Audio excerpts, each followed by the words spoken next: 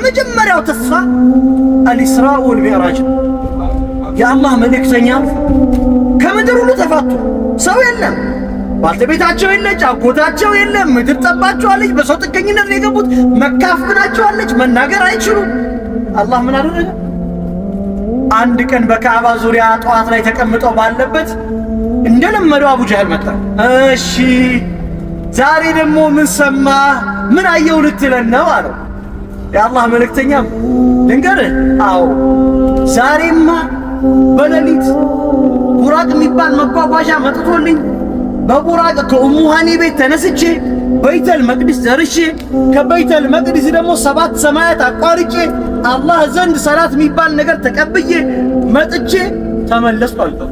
በለው አለ አቡ ጀህል እና ይሁሉ ሰርተህ አሁን በመካከላችን ወአንተ በይነ ظهراننا በመካከላችን ቀረህ? አዎ እና አሁን ይሄን ወጥቼ ለሰው ልናገር አላቸው። አዎ ይታወቃል ተናገር አሉት። ወጣ አቡ ጀህል ያ በኒ አብዲ መናፍ የነብዩ ሰለላሁ ዘሮች ናቸው። በኒ አብዲ መናፍ የበኒ አብዲ መናፍ ሰዎች ኑ ልንገራችሁ፣ የአላህ መልእክተኛ እምትሉት ሰው ምን እንደሚል ስሙ አለ። በአንድ ሌሊት በይተል መቅዲስ እኛ እኮ 1 ወር ነው ይፈጅብናል።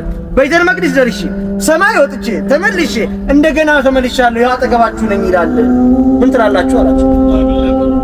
ግማሹ ጭንቅላቱን ይዛል፣ ግማሹ አፉን ይዛል፣ ግማሹ እንዲህ ከዚህ በፊት ዋሂ ሲወርድ ተቀብዬው አልነበር እንዴ በቃ ልቀበለው ይላል።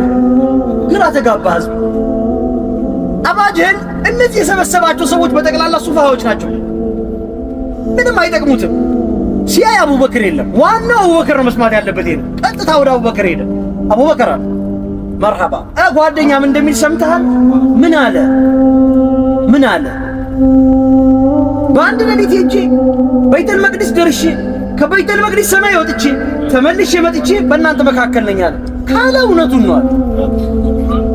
ካለ እውነቱን ይገርምሃል እንዴ እኔ እኮ ከሰማይ ዜና መጥቶልኛል ብሎ ሲል እኮ አምኜዋለሁ። አንተ በይተል መቅዲስ ደርሶ መምጣቱ ይገርምሃል እንዴ? ወከይፈ ላ ኡሰድቁ ወአና ኡሰድቁ ወሁወ ዩኽበሩ ቢኸበሪ ሰማይ በሰማይ ወሬ ይወራልኛል ያለን ሰው አምኜው በይተል መቅዲስ ደርሼ አልመጣም ሲለኛል። የአላህ መልእክተኛን አላሁ ስብሓነሁ ወተዓላ ወደ ሰማይ ወሰደ። በ7 ሰማያት ውስጥ 8 ነቢያትን አገናኛቸው። ነቢዩ ለአደም አባታቸው ሲመጡ ማን ነው አሉ። ያ መርሐበን ብብን ሳሌሕ መልካሙ ልጅ መጣህና አሏቸው። ቀጠሉ ዒሳንና ያሕያን አገኙ። ቀጠሉ ኢድሪስን አገኙ። ቀጠሉ ሙሳን አገኙ። ቀጠሉ ሙሳና ሐሩንን አገኙ። ቀጠሉ ኢብራሂምን አገኙ። ዩሱፍን አገኙ። ሲድረተል ሙንተሃ ደርሰው ሲመለሱ ከአላህ አውርተው ለዘላለም የሚያቆራኘንን ሰላት ይዘው ሲመጡ የአላህ ተአምር ታያቸው። አብሽር አንተ የኛ ነህ አላቸው። ምድር በሙሉ ብትጠብህ ይኸው ተአምራችን። እነዚህ ነቢያት በሙሉ የምታውቃቸውን አያቸው። ሁሉም ተሰብስበው ወረዱ በይተል መቅዲስ። የፈጅር ሰላትን የአላህ መልእክተኛ ኢማም ሆኖ አሰገዷቸው። ምን ነገራቸው? አንተ የሰው ልጆች ብቻ ሳይሆን ወኢማሙል ሙርሰሊን አላቸው። የነቢያቶቹ በሙሉ ኢማም አንተ ነህ አለ። ነቢያቶቹ ባሰሩበት ስፍራ ላይ መጓጓዣቸውን በሚያስሩበት ስፍራ ላይ በይተል መቅዲስ መጓጓዣቸውን እንዲያስሩ አደረገ። አንተ ከነቢያቶቹ የተጣመርክ ነህ አላቸው። የአላህ መልእክተኛ በታላቅ ተሐድሶ ውስጥ ሆነው ተመለሱ። መካ ከገቡ በኋላ ያጠባቡ ነገር እንደገና ተፈታ። መናገር ጀመሩ። ያን ጊዜና ጭላንጭሎች መታየት ጀመሩ። አንድ ሰው መጣ። ወይቃሉ ለሁ ከማል ይባላል። የአላህ መልእክተኛ ለብቻው አገኙትና ስለ እስልምና አወሩት። በጣም ሐኪም የነበረ ሰው የምትናገረው ነገር እውነት ነው አላቸው። ለመጀመሪያ ጊዜ አንድ ሰው አመነ። ወደ ሀገሩ ተመለሰ። ብዙም አልቆየም። የመዲና ሰው ነው። መዲና ገብቶ ሐርብ ቡዓት የሚባል በአውስና በኸዝረጅ መካከል በተነሳ ጦርነት ተገደለ። የመዲና ሰዎች ምን ይሉ ነበረ? ከማል ጠቅላላ ያመነ ሰው ነበር ይሉ ነበር። ላኢላሃ ኢለላህ አላሁ አክበር እያለ ነበር ይሞት። ቀጠለ። አብል ሐይዘር የሚባል አንድ ሰው ጭፍሮቹን ይዞ መካን ሊጎበኝ ይመጣል ለሐጅ። ሲመጣ ከሱ ጋር አንድ ኢያስ የሚባል ወጣት ልጅ አለ።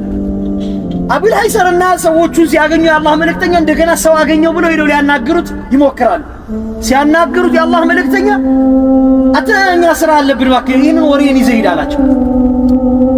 ያ ወጣት ልጅ ኢያስ የሚባለው እድሜ አይመርጥም ጉዳዩ። ኢያስ ቁጭ አለና መስማት ጀመረ።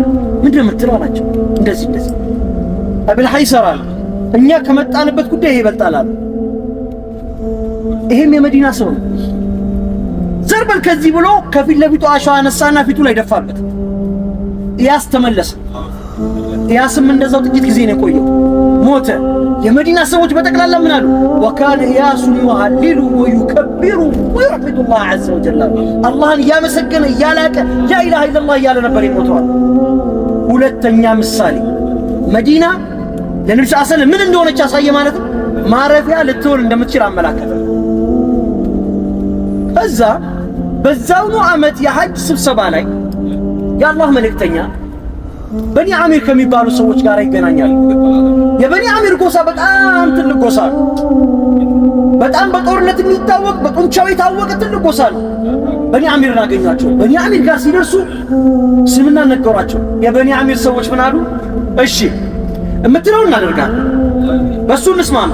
ነገር ግን እኛ ደማችንን አፍስሰን አንገታችንን ሰጥተን አጥንታችንን ከስክሰን ስናበቃ የበላይ ስንሆን በኋላ ዲኑ የበላይ ሲሆን አንተ ወደ ቤተሰቦች ትመለሳለህ፣ ስልጣን ለኛ ይሆናል አይሆንም አሏቸው። አይ እሷን እንኳን አላውቅም አላቸው። አልአምሩ ሊላህ፣ ስልጣን የማን ነው? ውሳኔው ከማን ነው? የضዑሃ ሐይቱ ሻአ፣ አላህ የፈለገበት ነው የሚያስቀምጣት። እኔ እንዴት እንደምትቀመጥ አላውቅም፣ የት እንደምትቀመጥ አላውቅም። ታዲያ ደማችንን አፍሰን አጥንታችንን ከስክሰን ንብረቶቻችንን አውድመን የበላይ ካደረግን በኋላ ስልጣኑን ይዘህ ላሽርትል አይሆን፣ አንቀበል። በኒ አሚር አመለጣት። የአረብ የበላይነትን መቆጣጠር አጣች።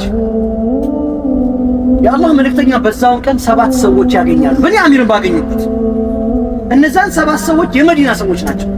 ያናግሯቸዋል። ሲያናግሯቸው የምትናገረው ነገር በጣም ጣፋጭ ያማረ ንግግር። ምንድነው የሚባለው? እስልምና ምንድነው የምናደርገው? እንደዚህ አድርጋችሁ ሻሃዳ ትይዛላችሁ፣ ትቀበላላችሁ። መርሐባ ብለው ሻሃዳ ያዙ። ለመጀመሪያ ጊዜ 7 ሰዎች። እነዛ 7 ሰዎች ወደ መዲና ተመለሱ።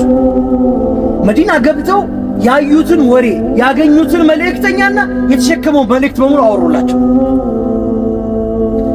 የእስልምና ወሬ በመዲና ከተማ መወራት ጀመረ።